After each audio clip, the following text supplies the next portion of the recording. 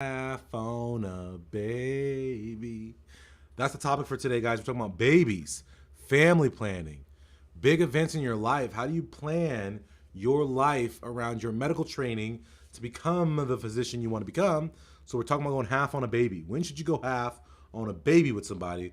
We're going to hit the intro. We're going to talk about family planning. You guys have any questions in particular about life choices and when to make them and so forth for medical school? Put them in the box right now and we'll talk about it. Hit the intro. Let's go. Let's go. But stop making excuses. Stop whining. Stop, right? Get at it. No excuses. Just dominate. I guess half on a baby is kind of an old reference. It's also kind of an outdated reference now that R. Kelly is in trouble. But R. Kelly's music is still amazing. Despite what he's done, he's a terrible person, but his music is incredible. Still on my playlist. So, I'm Dr. Pinesett. I am the study doc. I apologize, guys, for this voice. It's actually warmed up a little bit because we just had MCAT coaching. But my voice is gone. I am sick. So I apologize for the voice, and I apologize for how I look and my low energy, but I'm exhausted. I'm sick. I'm going to sip some tea. What up, Bradford? What up, Layla? So, family planning. Family planning. When should you do what as a medical trainee? When should you have a baby? Let's start with that one, the big one, okay? Thank you, Marina. I will try to feel better. I'm trying to do what I can. I'm sipping this tea. When should you have a baby? So I think it's really important that we recognize, guys, that so many people, particularly women, feel like when they go through their medical journey, they have to sacrifice a lot. And they have to make choices, family, career, and of the like. And I first want to start off by saying the major takeaway from tonight's video is that I want you guys to understand that in life, you can't have everything, but you can have anything. And oftentimes you can have more than what you thought you could have. And so when it comes to a career in medicine, you never, ever have to choose medicine or family. Even though it may feel like it. You may feel like, oh man, I can't have a family, my medicine. You can have both. But with having both, whenever you choose to do it, it's going to require what? More energy, more strain, more stretch of your time, right? Of your emotions, of your thoughts, of all these things, because you're being spread between multiple conflicting things. And I'll point to this and I'll give you guys the example of, I have a buddy who's a neurosurgeon. And he's a neurosurgeon and he loves it. And I look at him and I'm like, man, I don't love the way you love neurosurgery. I don't love stuff like that. And this guy, he has a family, but his family doesn't see a lot of him. And it strains his relationships with his family and his kids and so forth. But for him, he makes it work with his family and so forth. We're going to talk about some factors into this later on. But for him, the fact that he's gone all the time, that he works long hours, that he's obsessed with his work, his family, he's able to balance all those things, but it does take a toll on him. And so for all of you guys, be like him if you want, and recognize that you can have it all, but there's going to be strain, there's going to be stretch, it's going to be difficult. No one said having everything you want was going to be easy, right? So with that said, when we talk about having a baby and family planning for medicine, the number one factor, and this actually goes into my buddy that I was just talking about, the number one thing we have to consider, even before timing, is the person. Too many people out here in this era of, ooh, I don't have to get married to have a baby.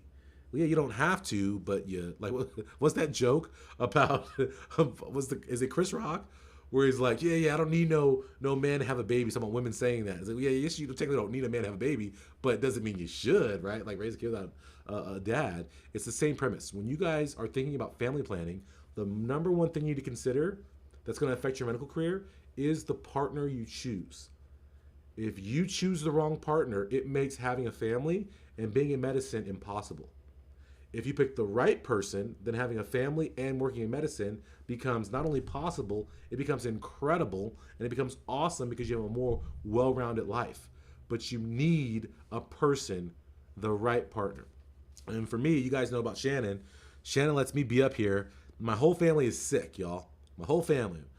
Kids stay at home from school, And Shannon's in the room right now, even though she felt sick as a dog. She's caring for the kids so I can be here with you guys. I did an hour of MCAT coaching. I'm live with you guys right now. And in 20 minutes, I'm starting TPT coaching. And she's allowing me to spend my evening doing that, even though I should be helping these kids, because I picked the right partner. We were clear from moment one. I said, hey, listen, I'm going into medicine. It's going to be crazy. It's going to be crazy. There's going to be lots of long hours. There's going to be lots of time away from the family. Are you comfortable with that? And Shannon's like, oh yeah, I'm a very independent person. I understand what that is. I will support you in your journey. And then it was also cool as part of this thing. Yeah, we're having a conversation, right? We're live action. What was also cool is when I explained to her what my career aspirations were and what it would require from her in supporting me and my goals, what was awesome, and I respect her tremendously for it, and actually has worked out for the best of our relationship, was she said, well, listen, in addition to your goals, I have my own goals. Will you support my goals? And I was like, dang. And it was great. I was like, yeah, of course I will. And the mutual respect and love that Shannon and I have, that we support each other's goals, has worked out tremendously because Shannon was able to build her own identity, her own self-esteem, have her own thing she was striving for, which made it seem not so crazy that I was such a striver. I don't know if I hit that right. Like the video right now if you understand what I'm saying right now. To go into medicine, become a doctor, it's such a big dream. Antonio, what up, man? Congratulations on your med school acceptance. Whoop, whoop. Right? Oh, I shouldn't have done that sound. Excuse me. Sorry. I have no falsetto today. I apologize. I apologize. I'm choking now. Oh my goodness. Okay. So,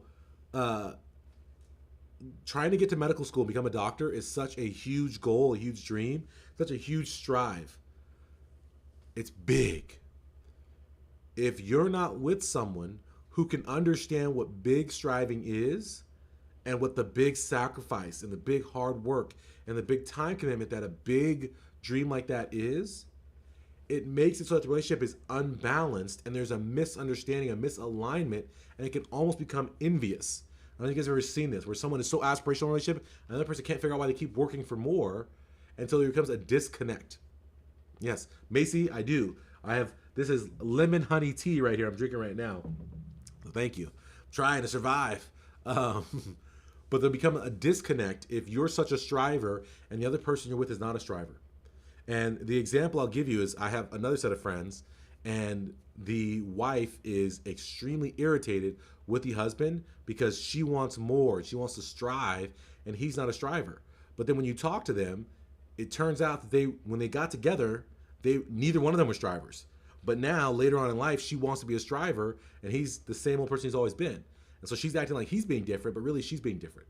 So when you pick a partner, you have to pick someone who also has their own aspirations, or someone who understands big aspirations, and so you can have that mutual understanding and that respect. You guys can grow together, as Shannon and I have. Right? I think we have like 5 combined degrees since we've been together, something crazy like that. I don't know, right? So you have to pick someone who understands the striving.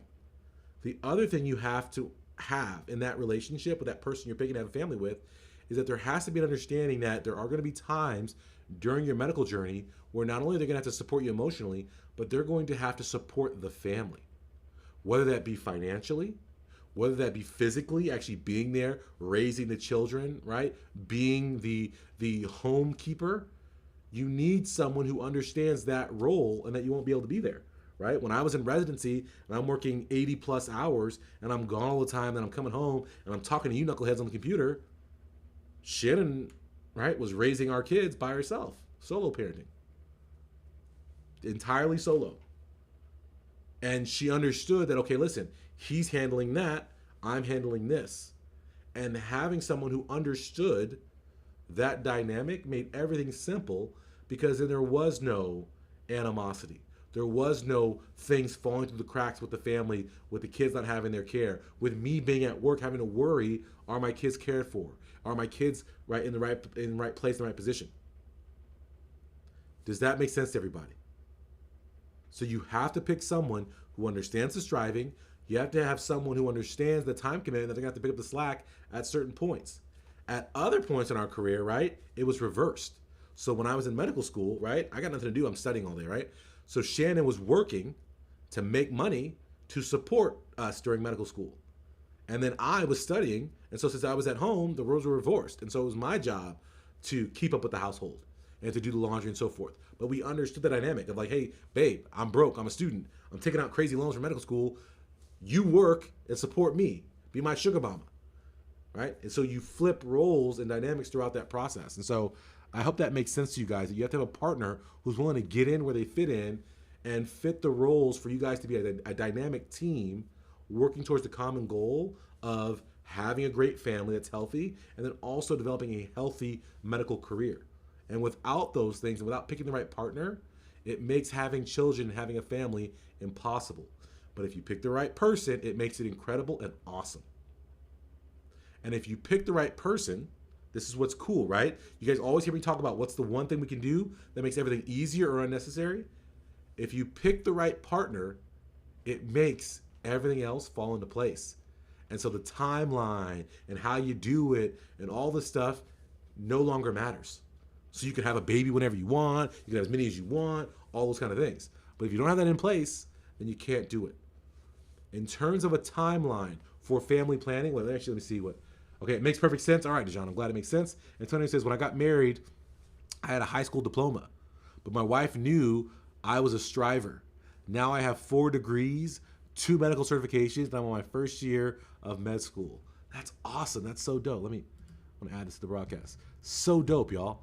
When I got married, I had a high school diploma, but my wife knew I was a striver. Now I have 4 degrees, 2 medical certifications, and I'm in my first year of medical school. And I'm so proud of Antonio. I've known Antonio for a while as one of my students, and he's an older gentleman. He's in his late 40s, and now he's in his first year of medical school. But like he said, he's a striver, and I've always enjoyed working with him because he has striven. He's never given up, and he's always had this steadfastness about him, about working in science. Like he'll pop up every now and again, like, hey, Dr. P, I'm still working, blah, blah, blah, and doing his thing, but he's made his dream now happen. And that's a beautiful thing. So congratulations, Antonio. But that's what it's about, guys. It's about being a striver and having someone who supports and knows what that striving is about, right?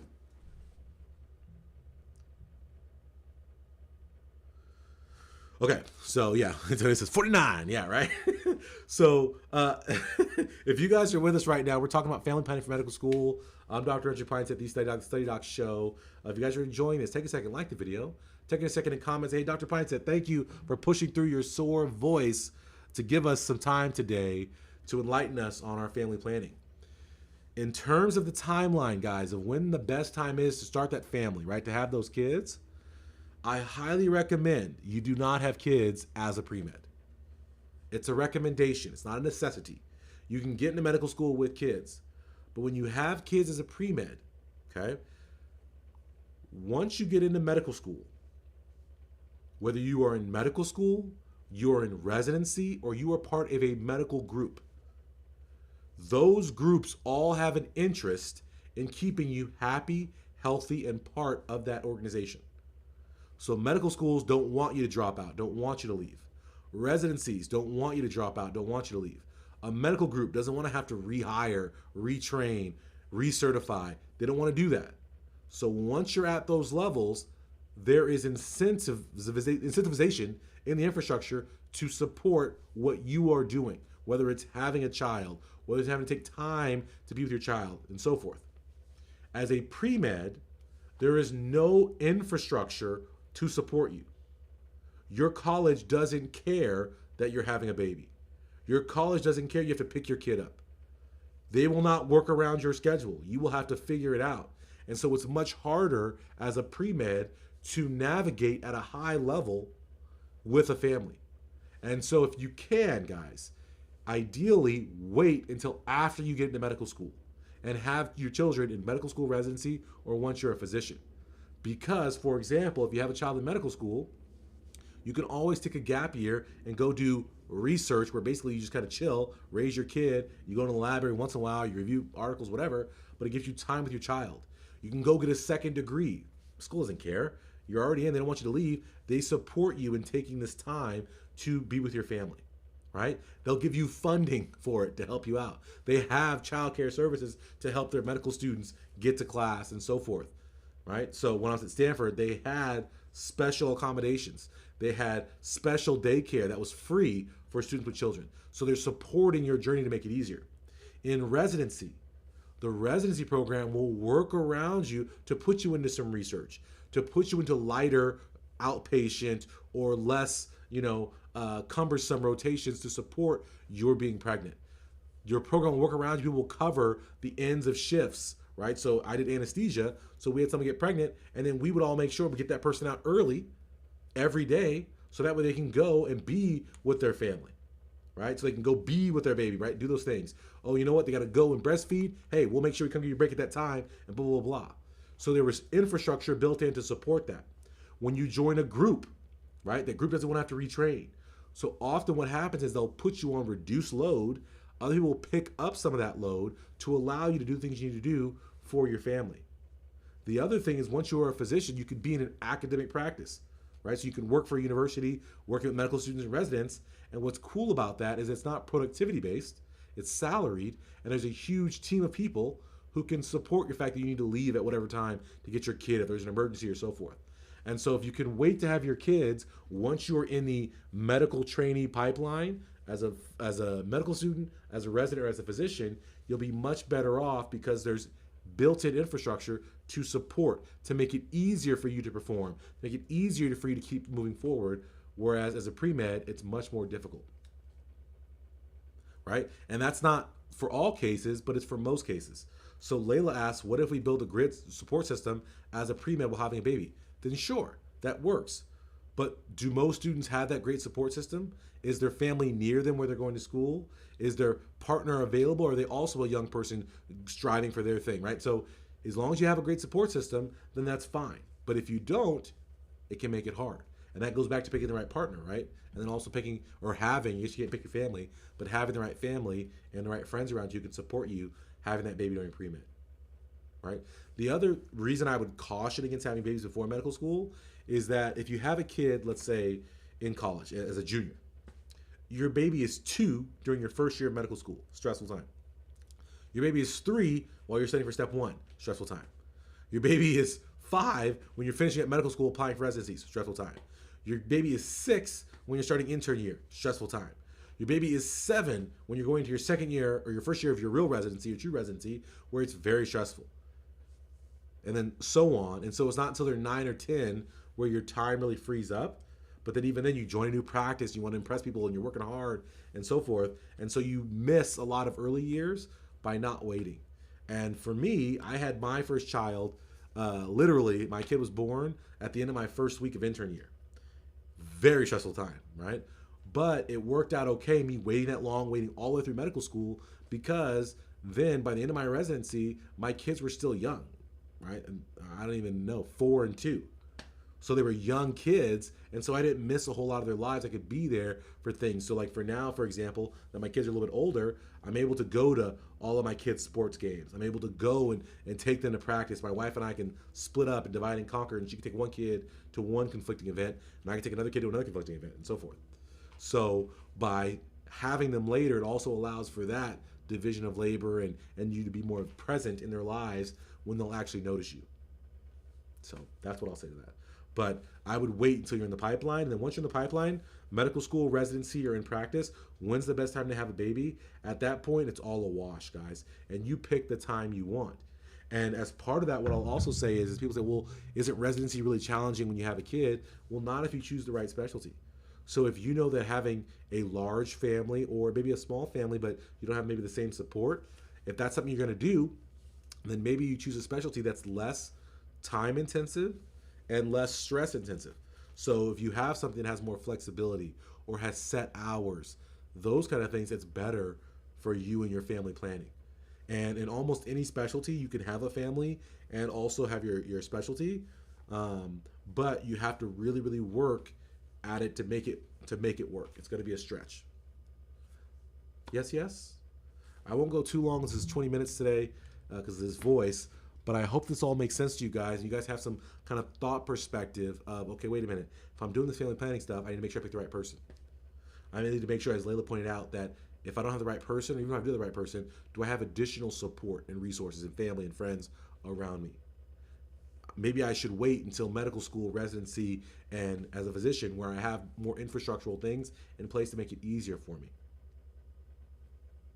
And then at that point, you have the kids whenever you have them. And when you have your kids, guys, love your kids, love your job, and recognize you don't have to choose, but you will be stretched. There are days where you're going to be stretched. Last question that I got here. What specialties fall more into that category? So anything with very set hours where there's not lots of overnights and stuff like that. So, for example, a lot of primary care specialties, things that where you work a hospitalist lifestyle. So neurology, internal medicine, hospitalist type specialties where you work a week on and you have like 2 weeks off. Those are great specialties because you're gonna have that balance of when you're off, you're off. But things like cardiothoracic surgery, things like invasive cardiology, things like urology, things like anesthesia, depending on where you're working, things like very specialized surgical fields where you have lots of on-call hours, where you have long surgical days, it makes it more difficult to manage having a family. And so you want to think about something that has fixed hours and maybe isn't like a workaholic specialty. Okay. Bradford, I'm glad this was helpful to you. I'm glad for a lot of you guys this was helpful. I appreciate you guys being on here with me. Like the video if you guys have enjoyed this.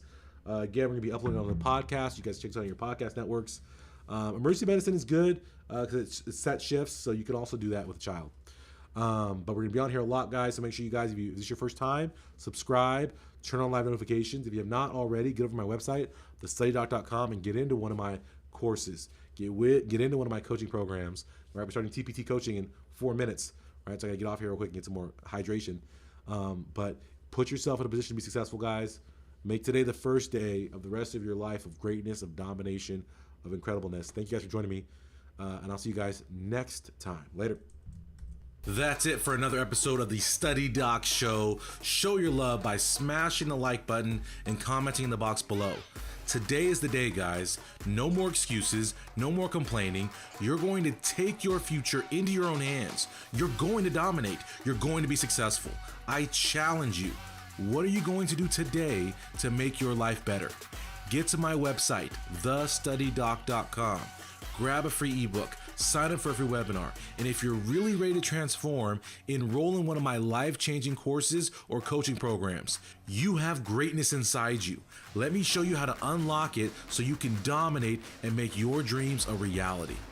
No excuses, just dominate.